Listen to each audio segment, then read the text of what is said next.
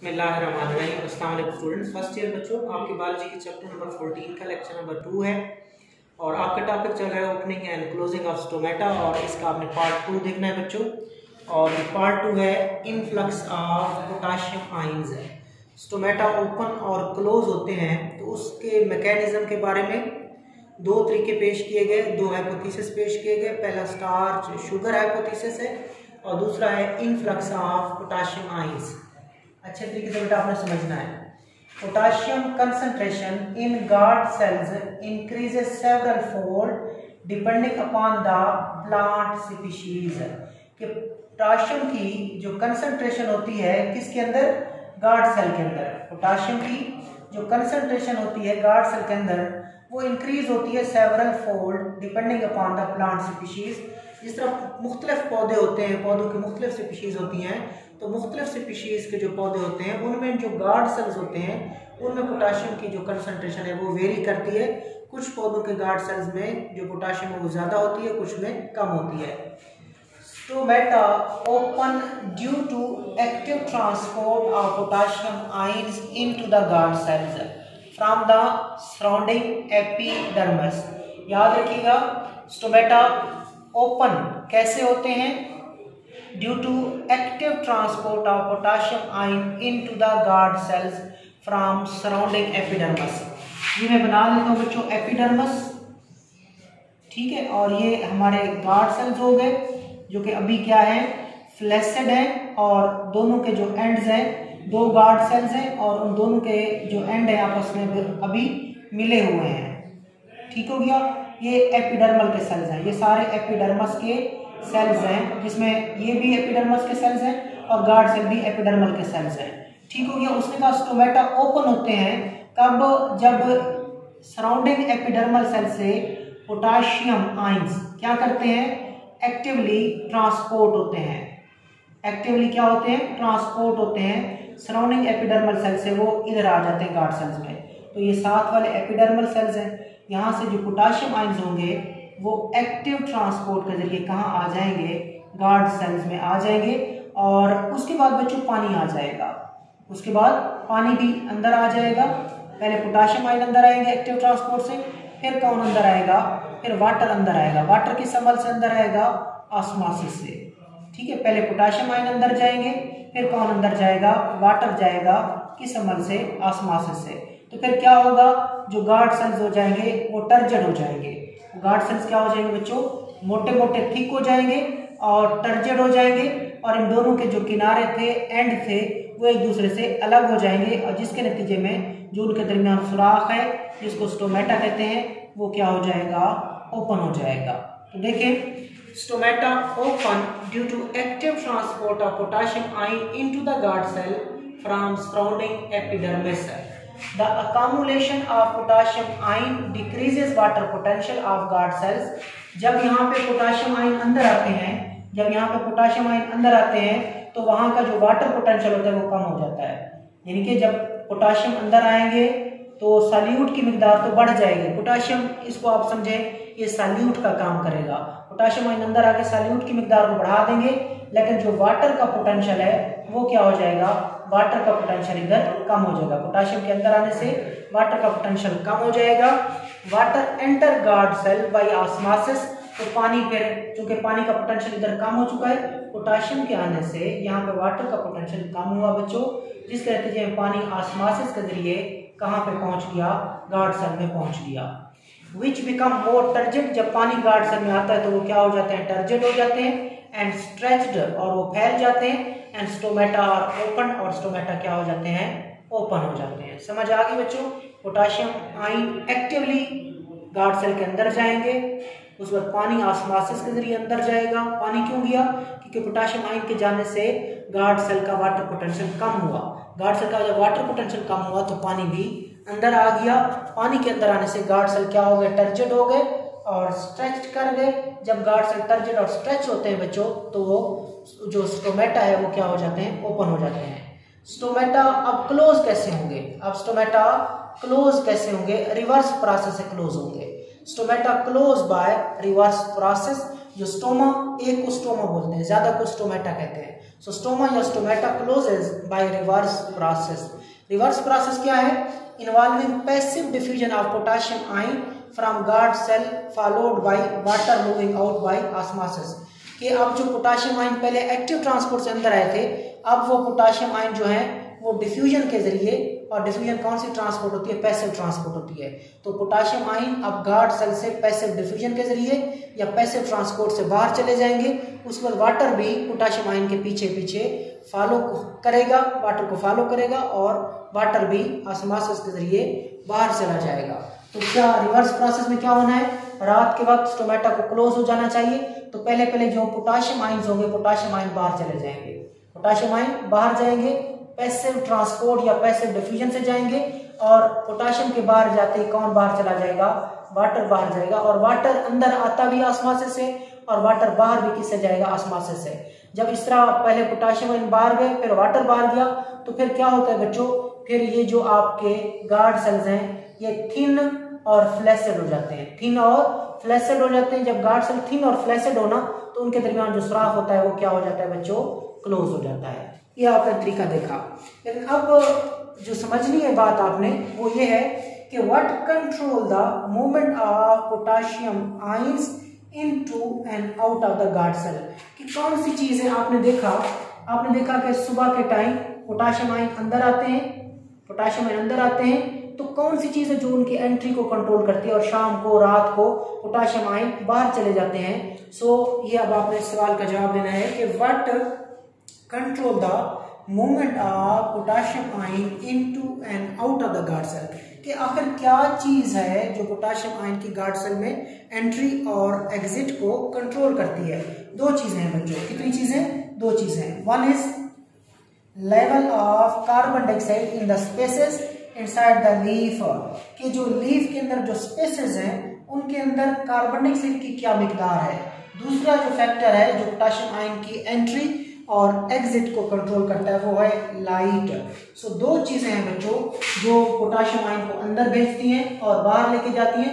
दो चीजों में एक कार्बन डाइऑक्साइड की मिकदार है और दूसरी चीज बच्चों क्या होती है?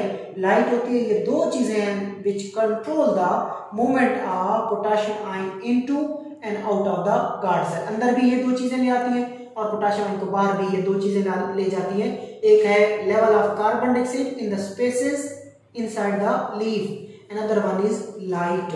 आगे चलें, इन दोनों को एक्सप्लेन करते हैं थोड़ा सा। A low level of carbon dioxide favours opening of stomata. अब उसने कहा कि स्टोमेटा खुलते कब है? उसने कहा जब ये कार्बन डाइऑक्साइड का लेवल लो हो जाए। कार्बन डाइऑक्साइड का लेवल जब लो हो जाता है बच्चों, तो फिर स्टोमेटा क्या होते हैं? स्टोमेटा ओपन हो जाते हैं। याद रखिएगा, कार्बन डाइऑक्साइड जब कम होती है तो वो क्या करती है? स्टोमेटा की ओपनिंग को फेवर करती है। ठीक हो गया। फिर क्या होगा? जब कार्बन डाइऑक्साइड अंदर कम होगी तो स्टोमेटा ओपन हो जाएंगे। फिर क्या होगा? दस align and increase carbon dioxide level and increase rate of photosynthesis. इसको समझिएगा, जब कार्बन डाइऑक्साइड की मिकदार पत्ते के अंदर की बात हो रही है, पत्ते के अंदर, लीफ के अंदर जो स्पेसेस हैं उसके अंदर कार्बन डाइऑक्साइड मिकदार अगर कम हो जाए तो स्टोमेटा ओपन हो जाते हैं। स्टोमेटा ओपन कैसे होंगे? कार्बन डाइऑक्साइड का जब लेवल कम होगा तो फिर कार्बन डाइऑक्साइड लेवल कम होगा तो पोटेशियम आयन किधर चली जाएगी? गार्ड सेल में चली जाएगी। पोटेशियम कहाँ चली जाएगी? गार्ड सेल में चली जाएगी, जिसके नतीजे में गार्ड सेल के अंदर वाटर भी चला जाएगा ऑस्मोसिस के जरिए। तो गार्ड सेल क्या हो जाएंगे? गार्ड सेल टर्जिड हो जाएंगे और उनके दरमियान सुराख जो होगा वो खुल जाएगा। लिहाजा जो कार्बन डाइऑक्साइड की मिकदार अगर कम हो तो उससे स्टोमेटा ओपन हो जाते हैं, जिसके नतीजे में ज्यादा से ज्यादा कार्बन डाइऑक्साइड फिर अंदर चली जाती है। कहाँ पे? पत्ते के बाहर से, एयर से, एटमॉस्फेयर से वो कार्बन डाइऑक्साइड कहाँ चली जाती है? पत्ते के। जब स्टोमेटा खुल जाते हैं ना, कार्बन डाइऑक्साइड कम हुई तो स्टोमेटा खुल गया। स्टोमेटा कैसे खुले? वो तरीका ये है कि कार्बन डाइऑक्साइड कम होगी, पहले क्या होगा? पोटेशियम आयन अंदर जाएंगे, फिर वाटर अंदर जाएगा, फिर गार्ड सेल टर्जिड स्ट्रेच हो जाएंगे, स्टोमेटा खुल जाएंगे। और जब स्टोमेटा खुल जाएंगे तो एयर से, एटमॉस्फेयर से कार्बन डाइऑक्साइड कहाँ चली जाएगी? मेसोफिल सेल्स के अंदर चली जाएगी और वहां पे वो फोटोसिंथेसिस में हिस्सा लेगी और फोटोसिंथेसिस रफ्तार भी क्या हो जाएगी? फिर तेज हो जाएगी। आगे चलें, अब लाइट देखते हैं। आपने कहा कि लाइट भी कंट्रोल करती है opening and closing of stomata को। ठीक है बच्चों, आपने कहा कि पोटेशियम आयन की गार्ड सेल में एंट्री को और उसके एग्जिट को कौन कंट्रोल करती हैं? दो चीजें, कार्बन डाइऑक्साइड और light.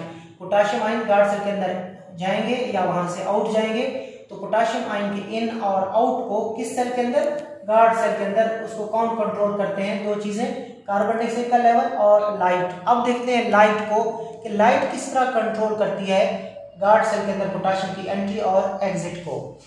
Exposure to blue light which is also effective in photosynthesis has been shown to acidify the environment of the guard cell।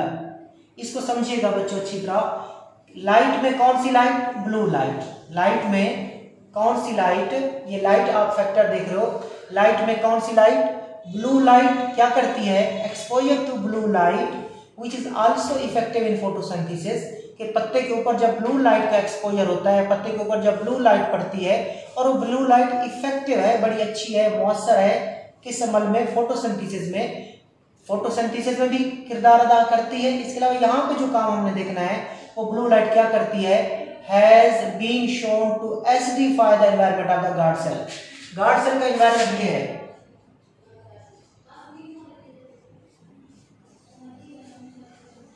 ये जो सेल्स हैं ये गार्ड सेल का क्या है, एनवायरनमेंट है।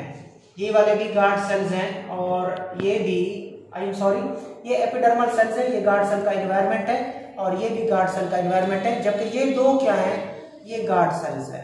ठीक हो गया बच्चों, ये गार्ड सेल्स हैं और ये गार्ड सेल्स का एनवायरनमेंट है।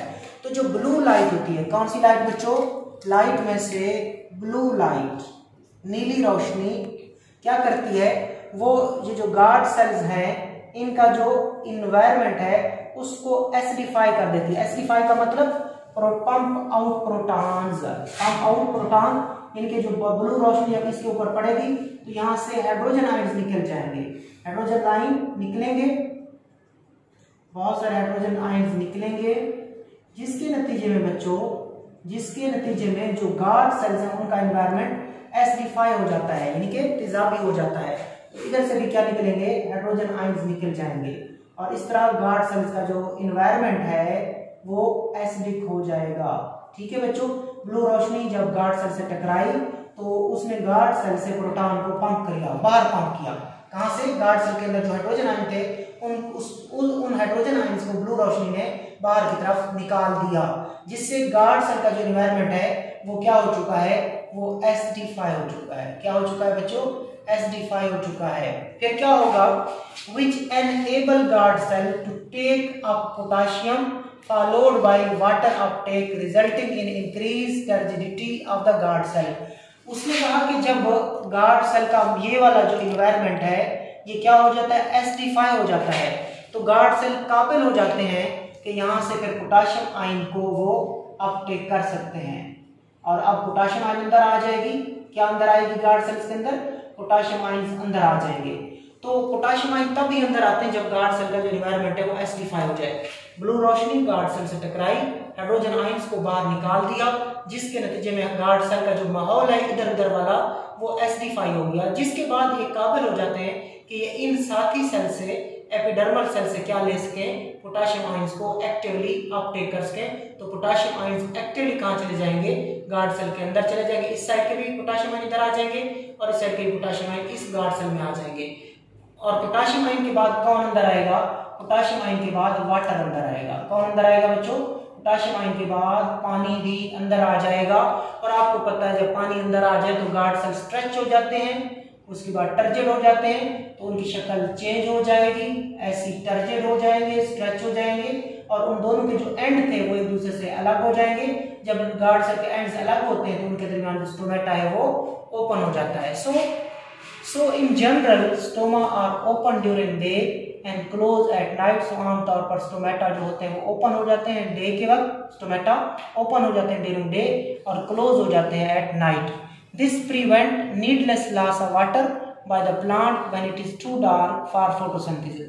अब इसका मतलब क्या है, उसने कहा स्टोमेटा जो होते हैं दिन को खुल जाते हैं और रात को बंद हो जाते हैं। This prevent needless loss of water, इससे जो पानी है वो क्या हो जाता है, नीडलेस लॉस ऑफ वाटर, पानी ज़ाया नहीं होता, क्योंकि अगर स्टोमेटा खुले रहेंगे रात को भी तो काफ़ी सारा पानी बेटा ज़ाया हो सकता है। When it is too dark for photosynthesis, वो कहता है चूंकि रात को फोटोसिंथेसिस नहीं होती, चूंकि there is too dark for photosynthesis, यानी फोटोसिंथेसिस के लिए रोशनी नहीं है, फोटोसिंथेसिस रात को नहीं होना, लिहाजा स्टोमेटा बंद हो जाते हैं ताकि वो स्टोमेटा के जरिए पानी भी ट्रांसपिरेशन के जरिए ना निकले। ठीक है, आगे चलें। प्लांट्स ओपन देयर स्टोमेटा, ये दोबारा अब आपको खुलासा बता रहा है बेटा, क्या आपने सारा कुछ क्लियर कर लिया, अब आपको सिंप्लीफाई कर रहा है, समराइज कर रहा है कि क्या चीज आपने सीखी। So plants open there stomata by actively pumping potassium ion in guard cells causing water to follow by osmosis। ठीक, उसने क्या कहा कि प्लांट जो होते हैं अपने स्टोमेटा को खोलते हैं, कैसे खोलते हैं, जब उनके अंदर एक्टिवली क्या आती है, पोटाशियम आयंस अंदर आते हैं और पानी ऑस्मोसिस के जरिए अंदर आता है, यानी कि पहले potassium ion actively guard cell में आएंगे, उसके बाद पानी भी ऑस्मोसिस के जरिए अंदर आएगा, जिसके नतीजे में स्टोमेटा खुल जाते हैं। गार्ड सेल्स बिकम टर्जिड, और पानी जब अंदर आता है तो गार्ड सेल क्या हो जाते हैं, turgid, and stoma or the pore open, तो सुराख जिसको स्टोमेटा या स्टोमा कहते हैं वो क्या हो जाते हैं, ओपन हो जाते हैं। When potassium ion leaves the guard cell, जब पोटाशियम आयन गार्ड सेल को क्या करते हैं, लीव करते हैं, कब, ड्यूरिंग नाइट, रात के वक्त, पैसिव ट्रांसपोर्ट से या पैसिव डिफ्यूजन से पोटाशियम आयन गार्ड सेल से बाहर चले जाते हैं। Water leaves the guard cell by osmosis, तो पानी भी ऑस्मोसिस के जरिए बाहर चला जाता है, और अगर सेल से पानी ऑस्मोसिस के जरिए बाहर निकले तो उसको बोलते हैं एक्स ऑस्मोसिस। सो पानी पहले पोटाशियम आयन बाहर निकले पैसिव ट्रांसपोर्ट से, फिर पानी भी एक्स ऑस्मोसिस से बाहर चला गया, and guard cell become flaccid, और गार्ड सेल क्या हो जाते हैं बच्चों, फ्लैसिड हो जाते हैं, नरम हो जाते हैं, पतले हो जाते हैं, and stomata or pore between guard cell closes, और उनके दरमियान जो सुराख है वो क्या हो जाता है बच्चों, क्लोज हो जाता है। तो ये आपने तरीका देखा opening and closing of stomata का, किसके जरिए, पोटाशियम आयन इनफ्लक्स के जरिए। अल्लाह हाफिज।